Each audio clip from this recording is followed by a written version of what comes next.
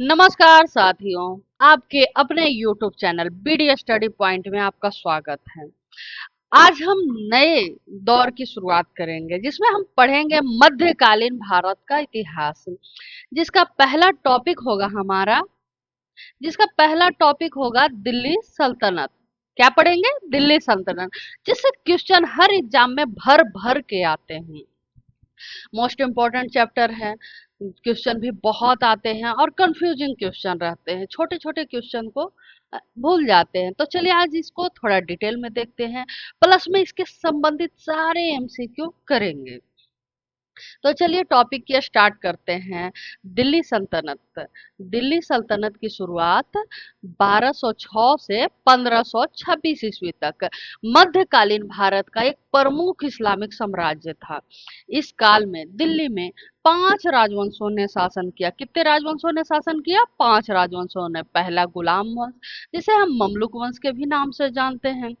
दूसरा खिलजी वंश, तीसरा तुगलक वंश, चौथा सैयद वंश और पांचवा लोदी वंश ने शासन किया। टोटल कितने ने किया? 5 ने किया। गुलाम वंश की स्थापना जो था वो कुतुबुद्दीन ऐबक ने किया था। कुतुबुद्दीन ऐबक द्वारा इस सल्तनत की स्थापना हुआ।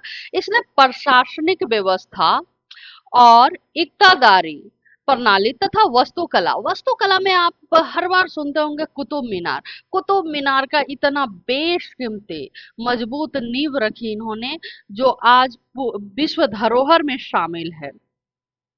तो चलिए आगे चलते हैं। फिर इस सभ्यता का, जैसे दिल्ली सल्तनत का अंत कैसे हुआ, तो 1526 में आप देखेंगे कि पानीपत की पहली लड़ाई हुई, जिसमें इब्राहिम लोदी, लोदी वंश का अंतिम शासक, यानी दिल्ली सल्तनत का अंतिम शासक इब्राहिम लोदी को हराकर बाबर ने इस काल का अंत कर दिया और मुगल साम्राज्य की स्थापना कर दी। तो चलिए इससे संबंधित सारे एमसीक्यू, टोटल एमसीक्यू को करेंगे। पहला क्वेश्चन है हमारा कि दिल्ली सल्तनत की स्थापना कब हुई थी? तो दिल्ली सल्तनत की स्थापना, जैसे स्टार्टिंग में ही आपने देखा था कि दिल्ली सल्तनत की स्थापना 1206 ईस्वी में हुआ था। किसने किया था? तो ये किया था कुतुबुद्दीन। ये किसने किया था? तो कुतुबुद्दीन ऐबक ने किया था। चलिए बढ़ते हैं नेक्स्ट क्वेश्चन की ओर। गुलाम वंश यानी ममलुक वंश की स्थापना किसने किया? तो इसका ऑप्शन क्या हो जाएगा? ऑप्शन हो जाएगा बी, कुतुबुद्दीन ऐबक, जो कि कौन से वंश का था? गुलाम वंश के संस्थापक था। ठीक है, चलिए अब नेक्स्ट की ओर बढ़ते हैं। कुतुबुद्दीन ऐबक किसकी उदारता के कारण, कुतुबुद्दीन ऐबक को उसकी उदारता के कारण कौन सी उपाधि दी गई थी? ये लाख वक्स की उपाधि दी गई थी इन्हें। ये लाखों का दान किया करते थे। ये दान देने में बहुत ही उदारता व्यक्त करते थे। चलिए नेक्स्ट क्वेश्चन की ओर बढ़ते हैं। दिल्ली का पहला वैधानिक वास्तविक सुल्तान किसे माना जाता है? तो ये कुतुबुद्दीन ऐबक को नहीं माना जाता है, ये माना जाता है इल्तुतमिश को। किसे माना जाता है? वैधानिक और वास्तविक सुल्तान, तो इल्तुतमिश का। इल्तुतमिश कौन थे? तो ये कुतुबुद्दीन ऐबक के दामाद थे। कौन थे? दामाद थे। चलिए बढ़ते हैं नेक्स्ट क्वेश्चन की ओर। तुर्कान ए चहलगामी यानी चालीसा दल का गठन किसने किया था? तो चालीसा दल का जो गठन था ये इल्तुतमिश ने किया था। चालीसा दल क्या होता है? तो ये 40 लोगों का समूह था, जो कि सैन्य सुरक्षा से लेकर के बाजार नियंत्रण वगैरह सभी पे ध्यान दिया जाता था। कौन था इसका गठन करने वाला? तो इल्तुतमिश था। नेक्स्ट क्वेश्चन की ओर बढ़ते हैं। दिल्ली सल्तनत की क्वेश्चन है कि दिल्ली सल्तनत की पहली और अंतिम महिला शासिका कौन थी? तो one of one Razia Sultan. कौन थी पहली और अंतिम? तो अंतिम और पहली दोनों रजिया सुल्तान ही थी। दिल्ली सल्तनत में सिर्फ और सिर्फ एक ही महिला शासिका बनी। चलिए बढ़ते हैं नेक्स्ट क्वेश्चन की ओर। रजिया सुल्तान का शासनकाल क्या था? मोस्ट इंपॉर्टेंट क्वेश्चन, हर एग्जाम में पूछे जाते हैं। इसे लगा लो आप भी भी आई, इसे लगा लो आप VVI। ये बहुत ही पूछा जाता है।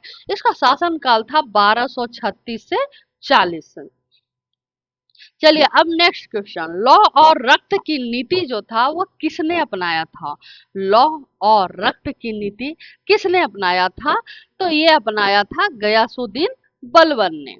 किसने अपनाया था? गयासुद्दीन बलबन ने। एक बार फिर से देख लेते हैं, लौ और रक्त की नीति किसने? गयासुद्दीन बलबन ने। चलिए बढ़ते हैं नेक्स्ट क्वेश्चन की ओर। सिजदा और पाबोस की प्रथा किस सुल्तान ने शुरू किया? क्या है क्वेश्चन? सिजदा और पाबोस की प्रथा किस सुल्तान ने शुरू किया? तो इसका आंसर हो जाएगा बलबन। जैसा कि आप देख सकते हैं बलबन।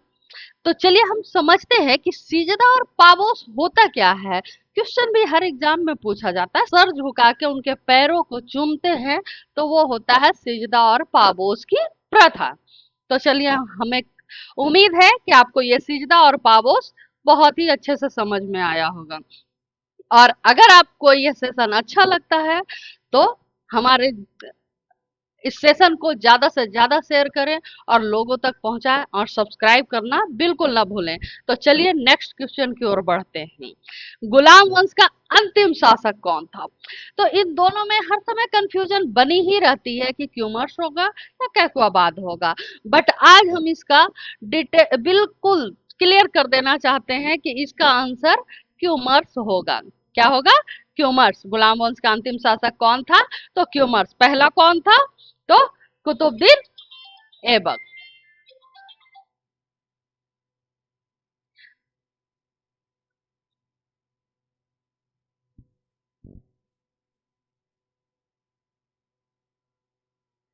चलिए अब बढ़ते हैं नेक्स्ट क्वेश्चन की ओर। खिलजी वंश दूसरा वंश कौन सा था? आपको हमने स्टार्टिंग में बताया था कि दूसरा वंश, पहला गुलाम वंश, दूसरा खिलजी वंश। तो खिलजी वंश की स्थापना किसने किया था? तो खिलजी वंश की स्थापना जलालुद्दीन खिलजी ने किया था। कब किया था? तो पहला का शासनकाल आपको पता होगा कि 1206 से लेकर के 1206 से लेके 90 तक। कहाँ तक? 1206 से लेके 90 तक। तो नेक्स्ट खिलजी वंश 90 से आएंगे। कितने से आएंगे? 1290 से। खिलजी वंश की स्थापना कब हुई? तो 1290 में। चलिए नेक्स्ट की ओर बढ़ते हैं कि अलाउद्दीन खिलजी ने दिल्ली सल्तनत की गद्दी पर कब बैठा? तो पहला शासक कौन था? तो पहला शासक था कौन? जलालुद्दीन खिलजी। तो अलाउद्दीन खिलजी कौन सा शासक हुए? दूसरे हुए। तो दूसरा शासनकाल इनका निश्चित है कि 1290 में जब खिलजी वंश की स्थापना हुई थी, तो निश्चित तो जलालुद्दीन खिलजी ने कुछ वर्ष तो शासन किया होगा। तो चलिए अलाउद्दीन खिलजी ने दिल्ली सल्तनत की गद्दी को कब संभाली? तो इन्होंने संभाला 1296 में। चलिए बढ़ते हैं नेक्स्ट क्वेश्चन की ओर। बहुत ही इंपॉर्टेंट क्वेश्चन। ये बीपीएससी एईडीओ का जो पेपर हुआ था, बीपीएससी एईडीओ आपने सुना होगा, जो अभी कैंसिल भी हो चुका है पेपर। ये 17 अप्रैल के पेपर में पूछा गया ये क्वेश्चन था। हजार दिनारी किसे कहा जाता है? ये कहा जाता है मलिक काफूर को। किन्हें कहा जाता है? मलिक काफूर को। बहुत सारे लोगों ने इसका आंसर कुतुबुद्दीन ऐबक दे दिया, लेकिन बट कुतुबुद्दीन ऐबक हजार दिनारी नहीं, ये लाख बख्श थे। क्या थे? लाख बख्श। हजार दिनारी कौन थे? मलिक काफूर। चलिए इसी के साथ बढ़ते हैं नेक्स्ट क्वेश्चन की ओर। दक्षिण भारत विजय के लिए अलाउद्दीन खिलजी ने किसे भेजा था? बहुत ही इंपॉर्टेंट क्वेश्चन, मैक्सिमम एग्जामों में पूछा जाने वाला क्वेश्चन। दक्षिण भारत विजय के लिए अलाउद्दीन खिलजी ने किसे भेजा था? तो इन्हें भेजे थे मलिक काफूर को। किन्हें भेजा था दक्षिण भारत अभियान के लिए? मलिक काफूर को। चलिए बढ़ते हैं नेक्स्ट क्वेश्चन की ओर। अलाउद्दीन खिलजी के बाजार नियंत्रण प्रणाली का मुख्य उद्देश्य क्या था? मुख्य उद्देश्य क्या था? ऑप्शन देख लीजिए। किसानों को लाभ पहुंचाना, विशाल सेना का रख रखाव, या फिर व्यापार को बढ़ावा देना, विदेशी मुद्रा का कमान। चलिए बताइए, फटाफट बताइए। इसका आंसर होगा विशाल सेना का रख रखाव। नेक्स्ट क्वेश्चन की ओर बढ़ते हैं। घोड़े दागने और सैनिक की हुलिया लिखने की प्रथा किसने शुरू किया था? ये प्रथा किसने लागू किया था? तो ये प्रथा लागू किया था अलाउद्दीन खिलजी ने। किसने लागू किया था? अलाउद्दीन खिलजी ने। चलिए बढ़ते हैं नेक्स्ट क्वेश्चन की ओर। अलाई दरवाजा अलाई दरवाजा का निर्माण किसने करवाया था? तो आपको पता होना चाहिए अलाई दरवाजा जो है वो कुतुब मीनार जब बना गया था, क्या बन गया था? कुतुब मीनार जब बन गया था टोटल पूरी तरीके से, तो अलाउद्दीन खिलजी ने, किन्होंने? अलाउद्दीन खिलजी ने अलाई दरवाजा यानी कुतुब मीनार के आगे वाले हिस्से में एक दरवाजा लगाया और अपना लेबल लगा दिया कि ये कुतुब मीनार हमने निर्माण करवाया था। उसे ही कहा जाता है अलाई दरवाजा। क्या कहा जाता है? अलाई दरवाजा। चलिए बढ़ते हैं नेक्स्ट क्वेश्चन की ओर। खिलजी वंश का अंतिम शासक, खिलजी वंश का अंतिम शासक कौन था? कौन था? तो ये थे खुसरो खां। कौन थे? खुसरो खां। चलिए बढ़ते हैं नेक्स्ट क्वेश्चन की ओर। तुगलक वंश, मोहम्मद बिन तुगलक ने, किसने किया था दीवाने कोही नामक विभाग की स्थापना? तो मोहम्मद बिन तुगलक ने। चलिए बढ़ते हैं नेक्स्ट क्वेश्चन की ओर। मोहम्मद बिन तुगलक ने अपनी राजधानी दिल्ली से कहाँ स्थानांतरित किया? कहाँ स्थानांतरित किया? तो चलिए आंसर जानने की कोशिश करते हैं।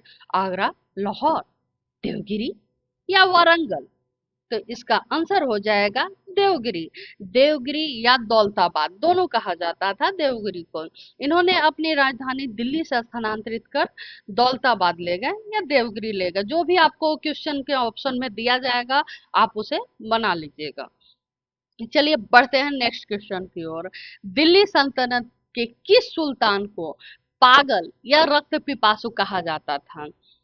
चलिए ये क्या कह रहा है कि अ, पागल या रक्त पिपासु किस शासक को कहा जाता था? तो आपको पता होना चाहिए कि ये मोहम्मद बिन तुगलक को कहा जाता था। क्यों कहा जाता था पागल बादशाह? क्योंकि ये ना एक जगह टिकते ही नहीं थे, इनका दिमाग हर समय वो कहीं यहाँ कहीं वहां, वो जनता को देखते थे नहीं यहाँ से परेशान है दुखी है तो चलो हम दिल्ली से दौलताबाद ले जाते हैं राजधानी, तो कभी वहां सक्सेस नहीं हुआ तो दौलताबाद से वापस दिल्ली ले लाए। और इसमें जनता पीसती थी क्योंकि जनता को उस टाइम इतनी साधन तो थी नहीं कि आप गाड़ी में भर लेंगे, ट्रेन में भर लेंगे, बसों में भर लेंगे और एक जगह से दूसरे जगह ले जाएंगे। वहां तो पैदल ही चलना पड़ता था ना, तो जनता परेशान होती थी। इसलिए इन्हें रक्त पिपासु कहा जाता था। क्या कहा जाता था? रक्त पिपासु। चलिए अब बढ़ते हैं नेक्स्ट क्वेश्चन की ओर। इबन बतूता किस देश का यात्री था जो मोहम्मद बिन तुगलक के शासनकाल में भारत आया था? कौन सा? इबन बतूता किस देश का शासक था? बहुत ही इंपॉर्टेंट सवाल है, ये हर एग्जाम में पूछ ही लेता है इससे संबंधित क्वेश्चन। तो चलिए इसका आंसर होगा, कहाँ का था? मोरक्को का था। नेक्स्ट क्वेश्चन की ओर बढ़ते हैं। रेहला नामक पुस्तक का लेखक कौन थे? कौन सा? रेहला नामक पुस्तक के लेखक कौन थे? इसका आंसर होगा इबन बतूता। कौन थे? इबन बतूता, जो कि कहाँ के थे? मोरक्को के। मोरक्को के। चलिए बढ़ते हैं नेक्स्ट क्वेश्चन की ओर।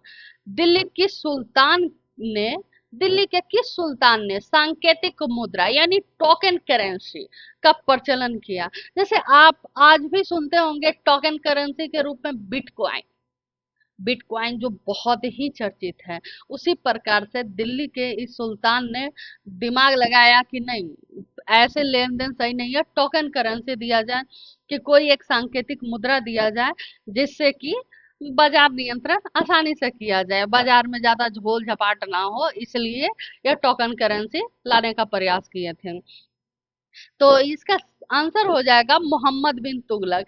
इसीलिए इन्हें पगला बादशाह भी कहा जाता था। ये हालांकि बहुत ही पढ़े लिखे हैं, पूरे दिल्ली सल्तनत में इनसे ज्यादा पढ़ा लिखा या इनसे ज्यादा विद्वान कोई नहीं था। लेकिन ये एक्सपेरिमेंट इतना किए ना अपने शासन काल में कि इन्हें पागल यानी पगला बादशाह तथा रक्त पिपासु कहा जाने लगा। चलिए बढ़ते हैं नेक्स्ट क्वेश्चन की ओर। ब्राह्मणों पर जजिया कर लगाने वाला पहला सुल्तान, क्या है क्वेश्चन? ब्राह्मणों पर जजिया कर लगाने वाला, जजिया कर जो था वो ब्राह्मणों पर भी लगाया, या पहला दिल्ली का सल्तनत कौन था? क्योंकि ब्राह्मणों से कोई कर नहीं लिया जाता था, ब्राह्मणों को एक देवता के रूप में पूजा जाता था। लेकिन इन्होंने, इस दिल्ली के सुल्तान ने ब्राह्मणों को भी नहीं छोड़ा, उनसे भी जजिया कर लिया। तो किसने लिया? फिरोज शाह तुगलक ने। किसने लिया? फिरोज शाह तुगलक ने। चलिए बढ़ते हैं नेक्स्ट क्वेश्चन की ओर। सिंचाई कर, हक ए सर्व। सिंचाई कर को आपको हर जगह तो सिंचाई कर नहीं मिलेगा, लेकिन हाँ क्वेश्चन में हक ए सर्व जरूर मिलेगा। तो यही क्वेश्चन है कि सिंचाई कर लगाने वाला दिल्ली का पहला सुल्तान कौन था? इस क्वेश्चन को ध्यान से देखिए और ध्यान से पढ़िएगा। हक ए सर्व ये जरूर पूछता है क्वेश्चन में, किसने लगाया था? दिल्ली का पहला सुल्तान कौन था जिसने हक ए सर्व लगाया था, यानी सिंचाई कर लगाया था? यानी कि इसने किसानों तक को ना छोड़ा था, कि हाँ वो किसान जो इतने मेहनत करते हैं उनसे भी कर लिया, सिंचाई करने का भी कर लिया। तो किसने लिया? ये लिए फिरोज शाह तुगलक ने। चलिए बढ़ते हैं नेक्स्ट क्वेश्चन की ओर। तो जौनपुर शहर की स्थापना फिरोज शाह तुगलक ने किया था। किसने किया था? फिरोज शाह तुगलक ने। चलिए बढ़ते हैं नेक्स्ट क्वेश्चन की ओर। तुगलक वंश का अंतिम शासक कौन था? तुगलक वंश का अंतिम शासक कौन था? तो नसरुद्दीन महमूद। कौन थे? नसरुद्दीन महमूद। चलिए बढ़ते हैं नेक्स्ट क्वेश्चन के ओर। तीसरे शासन, यानी कि पहला हमने पढ़ा गुलाम, दूसरा हमने पढ़े खिलजी, तीसरा हम पढ़ेंगे सैयद वंश। सैयद वंश, सैयद वंश को पढ़ने जा रहे हैं आज। तो चलिए पढ़ते हैं, सैयद वंश की स्थापना किसने किया था? तो सैयद वंश की स्थापना खिजर खां ने किया था। चलिए बढ़ते हैं नेक्स्ट क्वेश्चन की ओर। सैयद वंश का अंतिम शासक कौन था? सैयद वंश का अंतिम शासक कौन था? अलाउद्दीन आलम शाह। कौन था सैयद वंश का अंतिम शासक? अलाउद्दीन आलम शाह। चलिए नेक्स्ट बढ़ते हैं। इसमें ज्यादा कुछ सैयद वंश में पढ़ने को है नहीं, क्योंकि ये इतना ज्यादा शासन कर नहीं पाए और कोई वैसा काम भी नहीं कर पाए जिससे याद रखा जाए इतना ज्यादा। वही महमूद शाह और मुबारक शाह, इन दोनों को भी वही थोड़ा बहुत ही काम का चर्चा, काम है नहीं कुछ भी, इसलिए सैयद वंश में ज्यादा कुछ है नहीं। चलिए हम बढ़ते हैं नेक्स्ट क्वेश्चन की ओर। लोधी वंश की स्थापना, जो कि मोस्ट इम्पोर्टेंट है, सभी वंशों में सबसे ज्यादा शासन इन्होंने ही किया, लोधी वंश ने। चलिए बढ़ते हैं लोधी वंश की स्थापना। लोधी वंश की स्थापना किसने किया? तो ये किए बहलोल लोधी। कौन किए? बहलोल लोधी। चलिए आगरा शहर की स्थापना किसने किया? Very important question. आगरा शहर की स्थापना किसने किया? ये किए थे सिकंदर लोदी ने। किसने किया? सिकंदर लोदी ने। चलिए आगे बढ़ते हैं। गुलरुखी क्या है क्वेश्चन में? गुलरुखी उपनाम से कौन सा सुल्तान कविताएं लिखता था? कौन सा सुल्तान गुलरुखी से कविताएं लिखता था?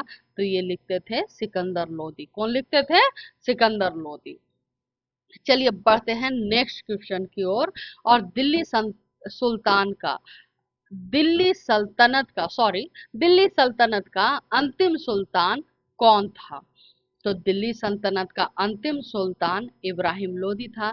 जैसा कि आपने पढ़ा था कि दिल्ली सल्तनत की स्थापना 1206 में हुई थी तथा 1526 में पानीपत का, कौन सा? पानीपत का युद्ध हुआ था। पानीपत का युद्ध हुआ था। उस टाइम शासक कौन थे दिल्ली सल्तनत के? तो इब्राहिम लोदी। और किन के साथ हुआ था? तो बाबर के साथ हुआ था।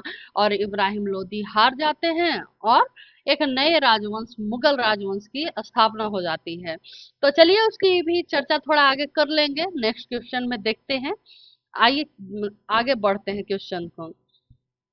देखिए आ ही गया हमारा क्वेश्चन कि पानीपत की जो लड़ाई थी वो प्रथम युद्ध वो कब लड़ी गई? तो ये 1526, जैसा कि अभी हमने पिछले क्वेश्चन में आपको करवाए हैं। कब हुई थी? 1526 में। चलिए नेक्स्ट क्वेश्चन की ओर बढ़ते हैं। पानीपत के प्रथम युद्ध में इब्राहिम लोदी को किसने हराया? इब्राहिम लोदी को किसने हराया? तो ऑप्शन है Rana Sanga, option B Babur, option C Akbar, option D Sher Shah Suri. तो इसका आंसर चलिए बताइए, बताइए फटाफट बताइए। चलिए इसका आंसर हम ही बताते हैं, बाबर। कौन है? बाबर। नेक्स्ट क्वेश्चन है, दिल्ली सल्तनत का आधिकारिक दरबारी भाषा क्या था? बहुत पूछे जाने वाले सवाल हैं। क्या है? आधिकारिक दरबारी भाषा जो है वो क्या है? ये था फारसी। कौन सा भाषा था दिल्ली सल्तनत की दरबारी भाषा? फारसी। नेक्स्ट क्वेश्चन की ओर बढ़ते हैं। भारत में इक्तादारी प्रथा किसने शुरू किया था? क्वेश्चन क्या कह रहा है? इक्तादारी प्रथा किसने? तो इसका आंसर हो जाएगा इल्तुतमिश। किसने शुरू किया? इल्तुतमिश ने। चलिए बढ़ते हैं नेक्स्ट क्वेश्चन की ओर। चांदी का टका क्या है? चांदी का टका और तांबे का जीतल किसने चलवाया था? क्या कह रहा है कि चांदी का टका और तांबे का जीतल किसने चलवाया? तो इसका आंसर हो जाएगा इल्तुतमिश। किसने चलवाया था चांदी का टाका और तांबे का जीतल? तो इल्तुतमिश ने चलवाया था। चलिए बढ़ते हैं नेक्स्ट क्वेश्चन की ओर। कुतुब मीनार के निर्माण कार्य को किसने पूरा करवाया? स्टार्ट किसने किया था? तो स्टार्ट तो कुतुबुद्दीन ऐबक ने किया था, लेकिन पूरा कौन किया? इल्तुतमिश ने। इल्तुतमिश ने इस कार्य को पूरा करवा दिया था। चलिए बढ़ते हैं नेक्स्ट क्वेश्चन को और। प्रसिद्ध कवि अमीर खुसरो, प्रसिद्ध कवि अमीर खुसरो किसके दरबारी कवि थे? किसके दरबारी कवि थे? कौन थे? अमीर खुसरो जो थे वो किनके दरबारी कवि थे? ये थे अलाउद्दीन खिलजी के दरबारी कवि। किनके दरबारी कवि थे अमीर खुसरो? तो ये अलाउद्दीन खिलजी की दरबारी कवि थे। चलिए बढ़ते हैं नेक्स्ट क्वेश्चन की ओर। भारत का तोता यानी तूतिया ये हिंद किसे कहा जाता है? भारत का तोता। इनका ये क्या था? भारत का तोता क्यों कहा जाता था? इनका जो सिंगिंग पावर था ना वो बहुत ही अच्छा था। ये बहुत अच्छा गाना गाया करते थे। क्या गाया करते थे? गाना गाया करते थे। तो ये कौन थे? ये थे अमीर खुसरो। कौन थे? भारत का तोता किन्हें कहा जाता था? अमीर खुसरो को कहा जाता था। चलिए बढ़ते हैं नेक्स्ट क्वेश्चन की ओर। दिल्ली सल्तनत का वह कौन सा शासक था जिसने खलीफा दिल्ली सल्तनत का वह कौन सा शासक था जिसने खलीफा की सत्ता को स्वीकार नहीं किया? वो कभी भी खलीफा के पद को स्वीकार नहीं किया। तो ये थे कहाँ? अलाउद्दीन खिलजी। कौन थे? अलाउद्दीन खिलजी। तो चलिए बढ़ते हैं नेक्स्ट क्वेश्चन की ओर। चंगेज खां, चंगेज खान ने भारत के किस समय, किस शासक के समय में आक्रमण किए? ये जो चंगेज खां है ना, ये मान लीजिए कि ये भारत के नक्शा के उत्तर दक्षिण है, तो ये चंगेज खां यहाँ से आया था। यहाँ से आया था। ये बिल्कुल वो पाकिस्तान अफगानिस्तान वाला हिस्सा पड़ता है ना, वहां से आया था। ये किसके समय में आया था? तो ये इल्तुतमिश के समय में। किनके समय में? इल्तुतमिश के समय में आक्रमण किया था। चलिए बढ़ते हैं नेक्स्ट क्वेश्चन की ओर। तराइन का प्रथम युद्ध 1191 कब हुआ था? तराइन का प्रथम युद्ध। तो तराइन का प्रथम युद्ध जो हुआ था 1191 में किसके बीच हुआ था? तो ये हुआ था मोहम्मद गौरी और पृथ्वीराज चौहान के बीच में, जिसमें पृथ्वीराज चौहान जो हैं वो विजयी हो गए थे। क्या हो गए थे? विजयी हो गए थे। और गौरी हार गया था। चलिए अब नेक्स्ट बढ़ते हैं क्वेश्चन की ओर। तराइन का दूसरा युद्ध कब हुआ? 1192 में हुआ था तराइन का दूसरा युद्ध। तराइन के दूसरे युद्ध में कौन कौन लड़े थे? तो इसमें भी गौरी और पृथ्वीराज चौहान लड़े थे। तराइन के दूसरे युद्ध के लिए जयचंद ने इन्हें सपोर्ट किया था। जयचंद, जैसे कि आपने पहला क्वेश्चन में देखा होगा, जयचंद जयचंद जो थे इनके पृथ्वीराज चौहान के बहुत ही करीबी थे।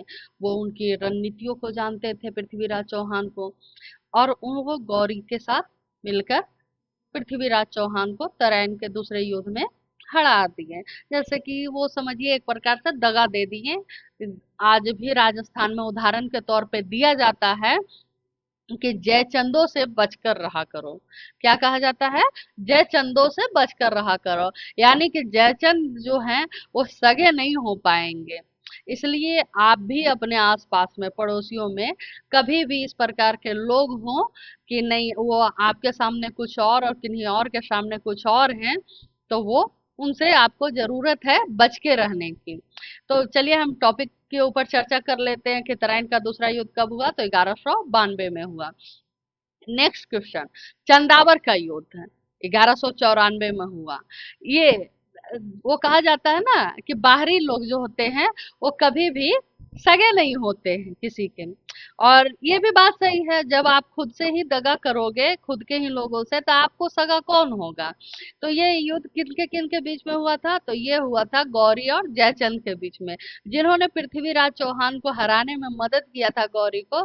गौरी ने सोचा नहीं, अब जयचंद को भी हटाना है, इसलिए इन्होंने चंदावर का युद्ध किया, जिसमें जयचंद हार गया और गौरी जीत गया।